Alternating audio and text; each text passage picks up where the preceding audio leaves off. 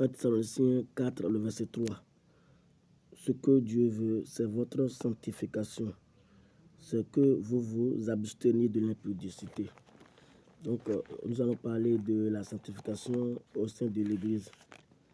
Parce que beaucoup de chrétiens sont loin de Dieu, faute de la sanctification. La sanctification, c'est la première préoccupation de l'Éternel pour tous ceux qu'il a appelés à s'approcher de lui. Ça dit quoi? Notre Dieu est saint. Donc tous ceux qui doivent s'approcher de Dieu doivent être dans la sainteté. Comme l'a dit Lévitique 11, le verset 44, il dit: car je suis l'Éternel, votre Dieu. Vous vous sanctifierez et vous serez saints, car je suis saint. Voilà. Donc nous devons chercher la sanctification à tout moment. C'est très important, c'est primordial. Donc la sanctification existe en 3 étapes. Nous avons la sanctification du corps, de l'esprit, de l'âme. Comme l'a dit l'apôtre Paul dans 1 Thessaloniciens 5, le verset 23.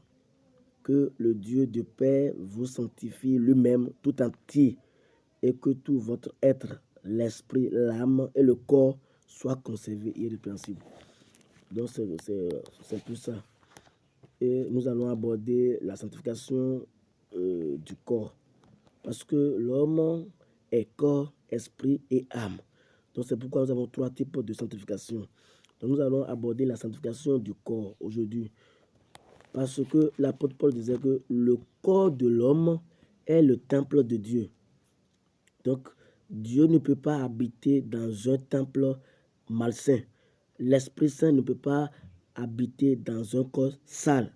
C'est ce que je dis dans Psaume 93, le verset 5. Tes témoignages sont entièrement véritables. La sainteté convient à ta maison. La sainteté convient à notre corps. C'est ce que dit le verset. Que Dieu nous aide.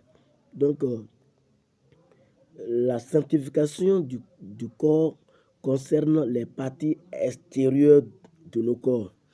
Les cheveux, les yeux, la bouche, les oreilles, les pieds, etc. Donc, nous allons commencer par les yeux.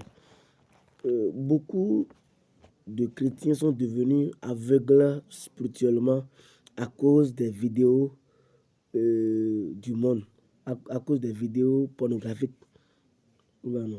Parce que Jésus-Christ, quand il était en mission, il disait quoi dans Matthieu 6, le verset 22? Il dit: l'œil est la lampe du corps. Si ton œil est en bon état, tout ton corps sera éclairé. Mais si ton œil est en mauvais état, tout ton corps sera dans les ténèbres. Voilà. Si ton œil regarde de bonnes choses, regarde des adorations, des gospels, des enseignements, là, tout ton corps sera éclairé. Mais quand tes yeux regardent des vidéos de n'importe quoi sur TikTok ou bien sur Facebook, là, tu es dans les ténèbres. Tu vas circuler dans le noir. Voilà, donc faisons beaucoup attention. Parce que les yeux d'un chrétien ne peuvent pas regarder les vidéos pornographiques, non. Parce que dans Habakkuk 1,13, il dit quoi? Tes yeux sont trop purs pour voir le mal. Les yeux d'un chrétien, d'un enfant de Dieu ne peuvent pas regarder les vidéos n'importe comment, non.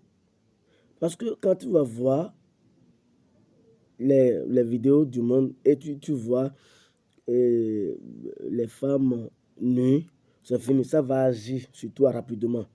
Oui, et quand tu vas te coucher, tu vas faire des cauchemars. Et tu vas attacher et attaquer les sorciers. Et ce n'est pas bien. C'est pourquoi dans le chapitre 6, 9, dans Ecclésiaste 6, 9, il dit quoi?